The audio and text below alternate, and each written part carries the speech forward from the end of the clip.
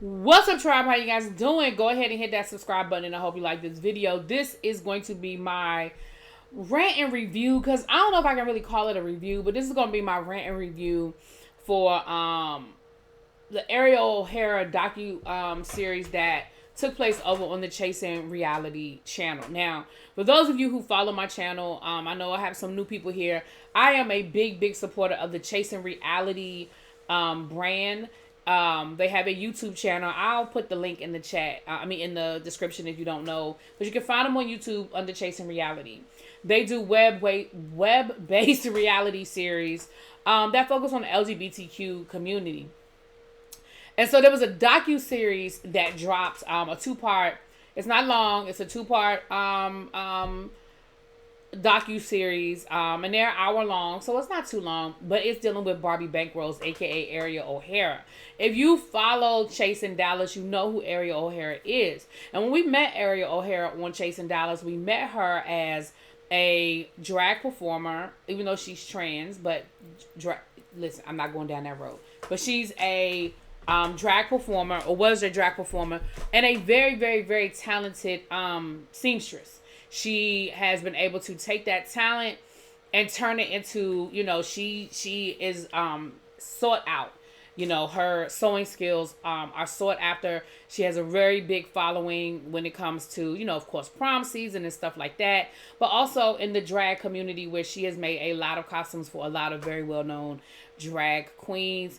Asia O'Hara, Raja O'Hara, just to name two off the top of my head, but it's been so many more. She even worked with Tyra Banks, and she has a very long resume.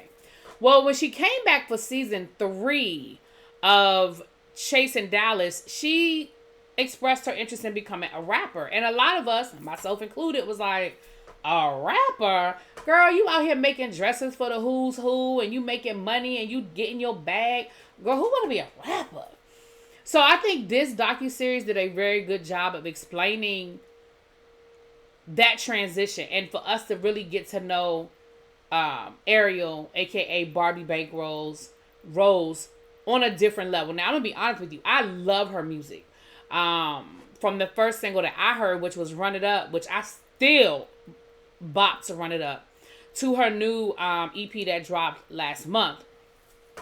So I'm just going to kind of go through the highlights, because I really want you guys to go and check it out, because it is so good. It gives you such an in-depth on her mindset with the transition, and where she is and how she got there, and just who she is going through her trans journey. So we start this series off with her out of the country getting ready to have lipo done. For trans men and women, the transition is layered, right? It doesn't happen overnight. It's very layered. And so this surgery was her, getting lipo, getting the fat taken out and added into other areas to fill her body out and make her, more of a voluptuous woman. And we know women, natural born women do it all the time. I shouldn't have put that in air quotes, but y'all know what I'm saying. Have lipo, get the BBLs and all that other stuff. So she just talked about that experience, being out of the country and going through that. They do show you that, I'm just, discretion. They do show you a little bit of the surgery. So if you don't want to see it, like I didn't necessarily want to see the surgery, just fast forward through it, okay? It's not that long, just a little clip. For you guys to see the process. So I'm going to just go through my notes. And again, this is part 1. So let me just go through my notes a little bit, okay? We found out that her and Raja O'Hara, again, if you follow Drag Race, RuPaul's Drag Race, you know who Raja O'Hara is. She's been on a couple of seasons. She did, I don't know what her season was on Drag Race, but then she did All Stars. And then she did, what is it? Canada versus the World or something like that. And I think she actually won that one. When she came out for All Stars, she did really well with All Stars. And we know that Raja is also a very talented seamstress as well. And come to find out, Raja was the one that taught Ariel how to sew. Now, some things I think you just have a talent for. So I think that Raja taught Ariel how to sew, but I think that talent was just in her, right? They were roommates from a very young age, and we find out that Ariel, aka Barbie, started off as Tracy.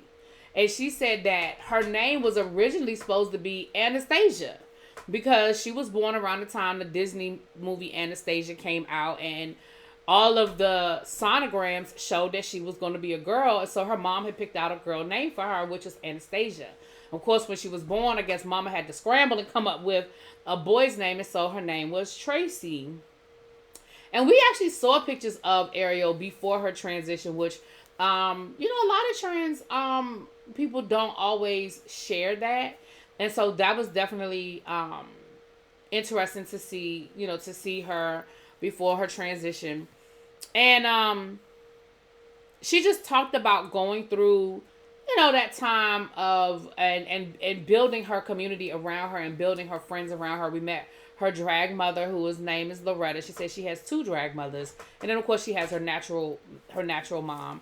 And again, in the drag community, your family is who you create. The fam that that's the family that you build around you, right? We see that she is going to be on her way to London to perform at DragCon with Raja. They have a song together, and Raja is flying her to come and perform. And it looks like they performed it a couple of times. The docuseries is full of performances, so you get to see her on stage in her element, and she's beautiful stage presence and production. And again, I just like her songs anyway. So we get a chance to see her do all of these things. And we see her talking about the experience of being able to go out of the country and perform and be on the stage, and just how she came back from London re-energized and with this like, yes, like I did it. Like, I was on stage in London, people were chanting my name, people knew who I was. And then she comes home to the guy that she was dating at the time, basically leaving her apartment. She said she came home to maggots in the sink from food he left, her dog using the bathroom all over the house because he just left the dog there, and her balcony door open. I don't know if the balcony door was open so that the dog was supposed to know to just go outside and go to the bathroom, or what. She said, and all of his clothes gone. Now, as the series goes on, we find out that this is one of those on again, off again relationships, and that her friends are not really crazy about her being in this relationship. But one thing she said later on when she's talking about this guy, she said, you taught me so much while doing so little. I said, that is some deep shit. You taught me so much while doing so little. Baby, that thing spoke to me. Because, we have, I'm not going to say we have all, but I'm going to say most of us have been in that relationship that all of our friends want us to get out of. All of our friends think it's horrible. All of our friends feel like it is not a good space, but baby, we still there. And it's not until we figure it out and we decide to walk away, right?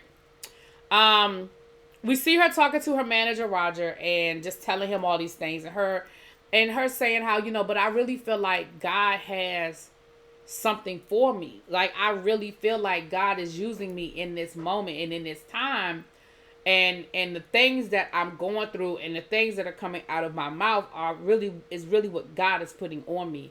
And she has a very emotional moment that even in the midst of dealing with this crazy relationship and coming off of probably one of the most exciting and successful moments of her music career, she comes home to that, right? So I thought that was a really a good reflection that she gave us, a good moment. And she talks about the transition and going from wanting to go into music full time. And she said, I'm the type of person that when I set a goal for myself, I get it. Like, I've been very blessed that when I set out to do something, it happens. And she said, I realized I was at a point in my life where I had met all my goals. I was driving the car I've always wanted to drive. drive. I was living in an apartment I always wanted to live in. I had, I'm sure she's not rich beyond her means, but probably was in a good spot, financial space. And she realized, look, I enjoy sewing and making clothes and definitely enjoy where I am in my career, but now I'm ready to set some new goals. And that's where music came into play. And her drag mother told her, listen, only you are a performer, like you have that in you. The only difference is, instead of lip syncing to somebody else's music, words are gonna be coming out your mouth and it's gonna be your music. And I said, you know what, you better tell her, Loretta. Oh, that rhyme. And that's what Ebby calls me too, is Loretta. Okay, Loretta. So then we see her, hold on, let me make sure I get it all in, child. Make sure I get it all in.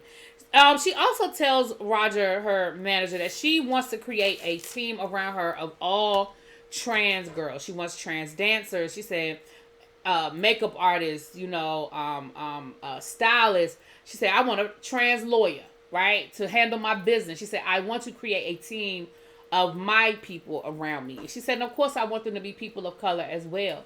And she said, that's just what I want to surround myself with and give trans girls those opportunities, or trans women, I shouldn't say girls, those opportunities. We see her meeting with her team and letting them know that she's got a lot of great things coming up. They're going to be doing some great performances at different Pride events, and also that they're going to be shooting a video for the song that they ended up using in Chasing Dallas this season as the theme song for Chasing Dallas. She talked about the opportunity that Markel gave her, who is also executive producer of the show with Ariel, that Markel reached out to her to do the song for the show. And she said, I don't hold any hard feelings. Things last season were a little crazy as it relates to Ariel and Markel and other things that went down. But she said, I don't hold any hard feelings. Life goes on, and you got to learn how to work with people. And so she said, I appreciate the fact that he reached out to me and the opportunity, and we're going to run with it. And we know, if you watch Chasing Dallas, all the things that she set out to do happened. She made the video. The video premiered during the reunion, and then she was able to drop her EP, like I said, last month. Then we saw her in the studio with Carrie D. And again, shout out to my boy Carrie D. And Carrie D is talking to her about this relationship and about this man that he don't like either. And he said, listen, something came to me. And, I know something came to me as it relates to your relationship. Can I play it for you? And she wrote a song, basically, you ain't ish type song, one of them songs that people make about the people in their life that ain't doing them right. And Carrie D had the hook, and in the hook it says something along the lines of, I was sleeping next to the enemy the whole time. And again, y'all, that thing spoke to me. And I always loved Carrie D's voice. So it was really nice to see them collab and working on the song. I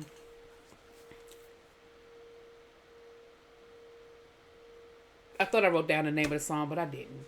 But I love the song, and I love seeing them in that studio together working on it. And then we ended part one with a performance. The performance that, if you saw the Chasing Dallas reunion, you pretty much saw that performance. And again, I just thought it was a great. So part one was great. I can't wait to get to part two. But again, you guys, if you go to YouTube and you go to you just type in Chasing Reality, it'll come right up, all of the content that's on their YouTube channel. And it is the Barbie Bankrolls docuseries, the documentary. So anyway, I will talk to y'all later. Let me know how y'all feel about it in the comments. Peace.